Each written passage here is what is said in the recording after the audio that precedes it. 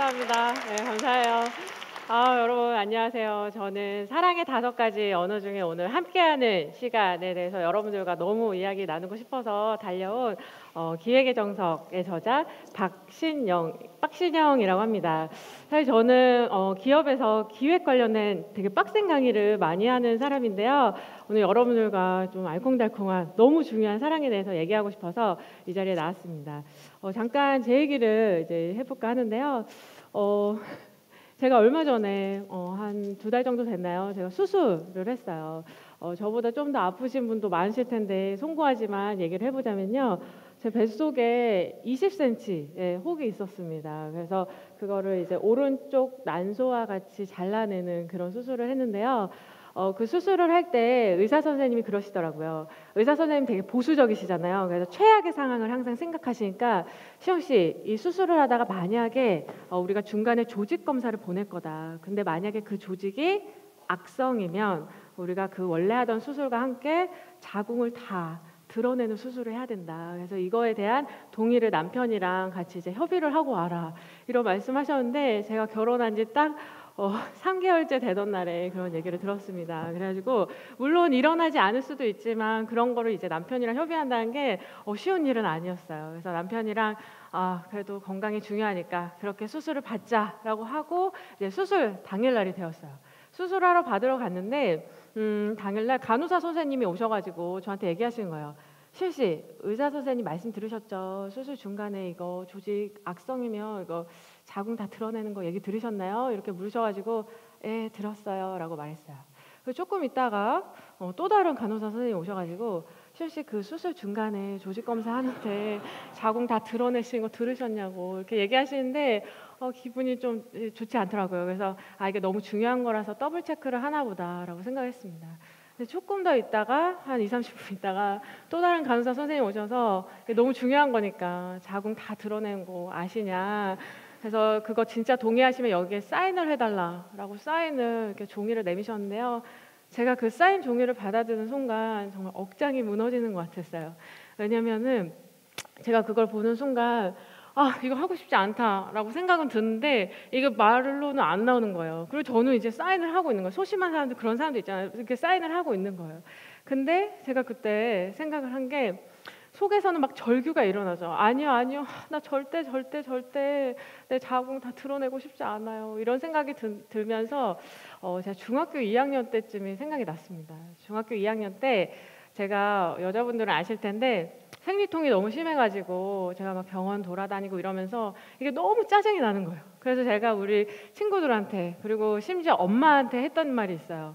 엄마, 나 이거 아픈 거 너무 싫으니까 나중에 아기 안 낳아도 되니까 자궁 좀 다 드러냈으면 좋겠어. 이런 말을 제가 습관적으로 계속 그때를 시작으로 했던 게 너무 떠올랐던 거예요.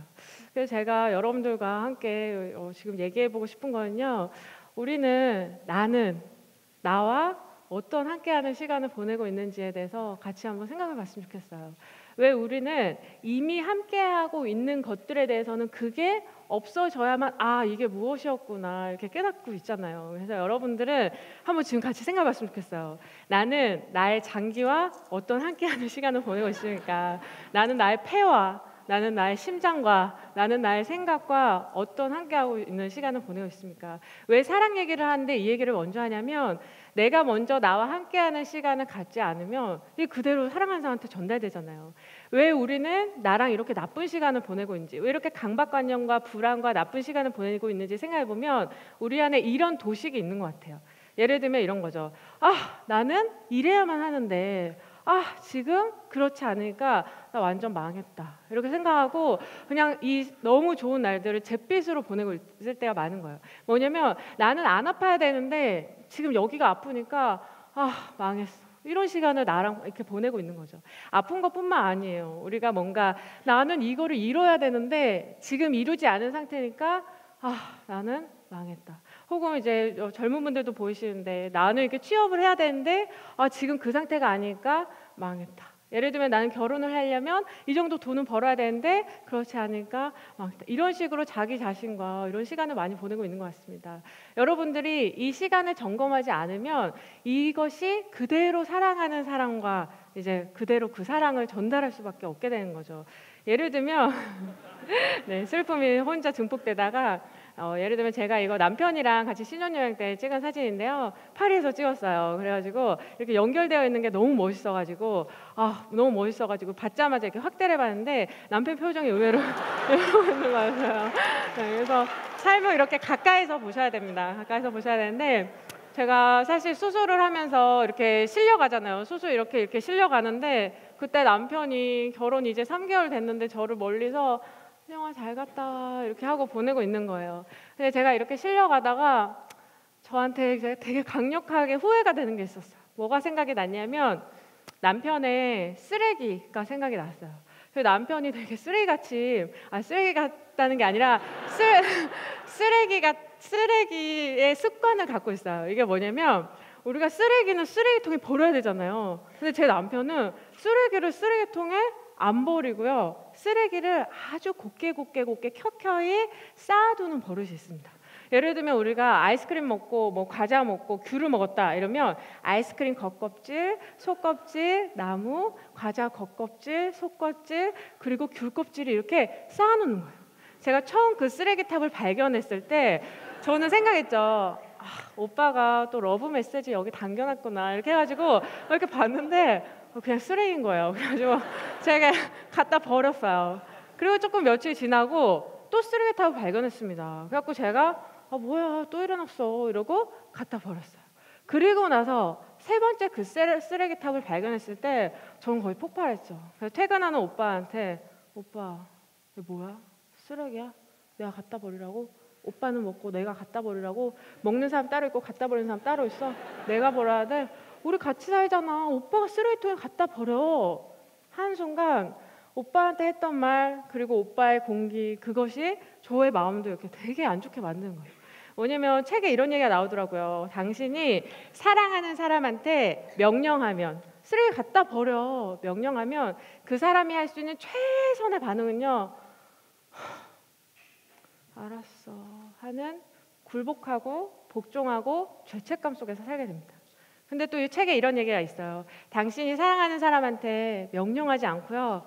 부탁하면 오빠 쓰레기 좀 갖다 버려주면 넌 좋을 것 같아. 혹은 오빠 쓰레기 왜 여기 있는 거야? 이렇게 해맑게 물어보면요. 오빠가 저 표정을 가지고 아무래도 이렇게 버려주는 이렇게 선택할 수 있는 자유를 선사해 줄 수 있는 거죠. 여러분은 어떤 시간을 사랑하는 사람한테 주고 있습니까? 물론 쓰레기를 안 갖다 버릴 자유도 그 사람에게 있겠죠. 이것도 똑같은 맥락인 것 같아요. 뭐냐면 너는 쓰레기를 여기다 갖다 버렸어야 된다. 근데 지금 그러지 않았어. 그래서 망했다. 그래서 우리의 너무 좋은 시간을 또 이렇게 잿빛의 시간으로 보내는 거예요. 여러분들은 사랑하는 사람이랑 어떻게 보내고 있는지 한번 점검해 봤으면 좋겠어요. 왜냐면 너는 이래야만 한다. 이러면 사실 그 사람은 그렇지 않아요. 지금 그런 상태가 아니기 때문에 그 사람이랑 함께 있는 게 아니에요. 그리고 너는 지금 그렇지 않다. 그렇기 때문에 그 사람도 함께 있는 게 아니죠. 그럼 이 사람 어떻게 해야 돼요? 나는 아직 이 상태도 아니고 지금 그런 나도 싫어하니까 그냥 이렇게 겉돌게 되는 거죠. 저는 이거를 자녀 교육할 때도 그대로 전달된다고 생각하는데요. 너는 이렇게 돼야 되는데 지금 그 상태가 아니니까 이런 식으로 우리가 계속 시간을 보내고 있는 것 같아요. 진짜 함께하는 시간은 어떤 시간이냐면 너는 이러이러한 상태구나. 지금 이 상태에서 함께하는 시간을 보내는 거. 너는 이래야만 한다. 이거를 내려놓고요. 너는 진짜 쓰레기를 버리는 너무 독특한 습관이 있구나라고 지금 있는 그 상황에서 시작하는 게 진짜 함께하는 시간이라고 생각합니다. 그래서 우리 또 한번 같이 생각해봤으면 좋겠어요. 나는 나의 사랑하는 사람과 어떤 함께하는 시간 보내고 있습니까? 내가 그 모습이 아직 되지 않은 사람들이 나를 여기서도 인정해주지 않고 지금 나는 그 모습이 아니니까 다 이렇게 떠돌고 있는 거예요.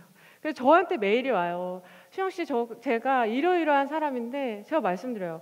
그거 어머니한테, 부모님한테 말하세요. 아니요, 부모님은 원치 않으세요. 그 상태를 부모님은 원치 않기 때문에 나는 지금 이러이러하다는 걸 전혀 모르는 저한테 미친 듯이 이렇게 메일을 보내는 거예요. 그래서 여러분들이 나는 나의 사랑하는 사람과 어떤 시간을 보내고 있습니까? 제가 이런 말씀 드리면 아이고 시은 씨 알아요. 아는데 너무 바빠. 너무 바쁘시죠? 저도 너무너무 바빠요. 그런 함께하는 시간을 보내기에는 너무너무 바빠요. 그래서 예를 들면 저도 하는 일이 너무 많다 보니까 막 미친 듯이 일을 하다가 글 그대로 쌓아갖고 집에 와서 이렇게 일을 할 때가 있어요. 그럼 남편이 이렇게 삐삐삐삐 하고 들어오잖아요. 이렇게 들어오면 왔어 오빠 이렇게 하고 그냥 일을 하는 거죠. 밥 먹었어? 이러면 먹었어. 뭐 씻어? 이러면은 뭐예요? 저는 나 바빠 이 메시지를 계속 오빠한테 보내고 있는 거잖아요. 오빠는 제 주변에 오지도 못하고 이런 식으로 아까 그 표정으로 이렇게 돌다가 나 씻고 잘게. 그래서 이렇게 그냥 대충 씻고 TV 보다가 잠이 듭니다. 이렇게 밍숭밍숭한 거를 계속 며칠 동안 하다가 제가 책에서 이런 문구를 또 발견했어요. 사랑의 5가지 책에 이런 얘기가 나오더라고요. 당신이 그렇게 바쁘게 해가지고 뭔가 성취했을 때 당신은 혼자이길 원합니까? 아니면 함께이길 원합니까? 함께이길 원하죠. 그러니까 지금 이렇게 미친 듯이 일을 하고 있잖아. 어떻게 그걸 2개 다 해요? 제가 되게 억울한 마음이 들었어요. 그러다가 제가 옛날에 읽었던 책이 갑자기 떠올랐는데요. 혹시 읽으신 분 있을지 모르겠지만 눈 뜨면 없어라라는 책, 되게 유명한 분이 이제 쓰신 책인데 거기에 아무것도 없는 신혼 부부가 나옵니다. 이 부부가 아무것도 없이 미국으로 간 거예요. 그리고 진짜 미친 듯이 열심히 일을 해요. 거기에 어떤 문장이 나오냐면 와이프랑 나는 하루는 그녀가 밤을 새고 하루는 내가 밤을 새고 맨날 그런 식으로 미친 듯이 일을 하다가 생일에도 같이 함께 있지 않아요. 그리고 나서 드디어 어느 날 대저택 바다가 보이는 그림 같은 집을 얻게 되고요. 그리고 신문사 지사장이 되는 거예요. 그래서 제가 그 책을 읽으면서 얼마나 가슴이 뛰었겠어요. 그래, 원래 이렇게 아무것도 없다가 이렇게 미친 듯이 하고 이렇게 성공을 하는 거야. 완전 대박이다 이렇게 생각했는데 그 다음 장, 마지막 장에 이런 대박인 구절이 나옵니다. 그래서 우리는 이혼했다라는 구절이 책의 마지막 장에 나와요. 함께 하려고 그렇게 열심히 했는데 함께 할 수가 없는 거예요. 근데 우리 바쁜데 어떻게 해야 될까요? 그래서 제가 이거를 정말 저도 고민하다가 제가 생각해낸 게 있어요. 뭐냐면 여러분들 지금 세상을 바꾸는 시간 세바시 오셨잖아요. 그래서 우리가 지금부터 뭘 했으면 좋겠냐면 사바시를 했으면 좋겠어요. 그래서 뭐냐면 네, 저는 그래서 이거를 항상 생각하는데요. 오빠가 퇴근하고 돌아오면요, 제가 개가 되는 거예요. 근데 딱 15분 동안 이게 뭔 소리냐면 여러분 혹시 그거 아세요? 주인이 이렇게 들어오잖아요. 그래서 삐삐삐삐 하면 개들 어떻게 하는지 아세요? 삐 하는 순간 타다다다닥 해서 이렇게 안기는 거 아세요?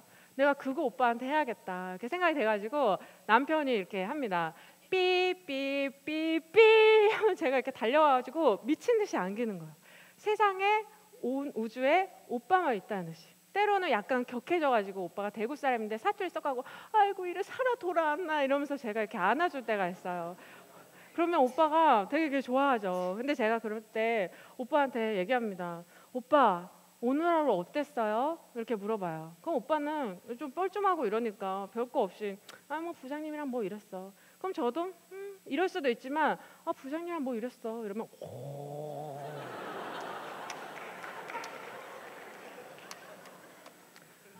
온 우주에 오빠만 있다는 듯이 바라보고요.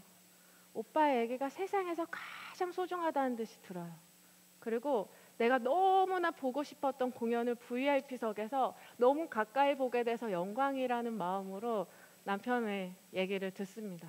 어떻게 보면 아무것도 아닐 수 있는 그 15분을 보내고 나면요, 되게 충만해진 상태로 오빠 나 이제 일 좀 하고 올게요 이렇게 우리가 시간을 보낼 수 있어요. 제가 얼마 전에 집에 가서 부모님이랑 이렇게 대화를 하다가 되게 울컥해진 적이 있어요. 엄마 아빠랑 얘기를 하고 있었는데 별 얘기 아니었어요. 그냥 엄마 나 요즘에 밥 해 먹는데 차릉미를 집어넣었더니 맛있더라 뭐 이런 얘기였어요. 근데 그때 엄마 아빠의 표정을 보고 제가 깜짝 놀랐어요. 여태까지 의식 못했던 표정인데요. 엄마 아빠가 저를 보고, 여러분 이 표정이 뭔지 아세요? 이 표정 뭐냐면 자기 애기 볼 때 이렇게 입을 벌리면서 제 얘기를 듣고 있는 거예요. 내가 무슨 문제를 해결했다, 무언가를 성취했다는 얘기도 아닌데 엄마 아빠는 제 얘기를 온 우주에 저만 있는 것처럼, 그 세상에서 가장 소중한 얘기를 듣는 것처럼 이러면서 보고 계신 거예요. 그래서 제가 그때 깨달았어요. 엄마 아빠의 이 눈빛이 나를 키웠구나. 시영아 너 이래야만 해 그런 거 없이 지금 그냥 차릉밀어 넣어서 맛있게 먹었다는 그 얘기, 아무것도 아닌 얘기를 너무 충만하게 바라보고 있는 이 눈빛 덕분에 내가 이렇게 컸구나, 이런 생각이 들었습니다. 여러분, 여러분들의 사랑하는 사람에게 어떤 함께하는 시간을 보내고 있습니까? 저는 요즘에 되게 슬픈 일도 많이 일어나고 사건 사고가 많잖아요. 너무 큰 일이 일어나니까 내가 너무 무기력하게 느껴질 때가 있어요. 그럴 때 아침마다 생각합니다. 내가 오늘 만나는 사람 한 명에게 이 15분, 충만한 15분을 내가 전달해 주고 싶다. 여러분들이 만약에 더 사명과 소명을 가지신 분이라면 3명씩에게만 이 사바시를 여러분이 전달해 주신다면 그 3명이 다른 3명, 다른 3명, 다른 3명, 그럼 우리가 사는 세상이 좀 더 따뜻해질 수 있을 거라고 저는 확신하고 싶습니다. 그래서 여러분들 서로 사랑하는 사람을 키워주시는 사바시를 진심으로 응원하면서 강의 마치도록 하겠습니다. 감사합니다. 감사합니다.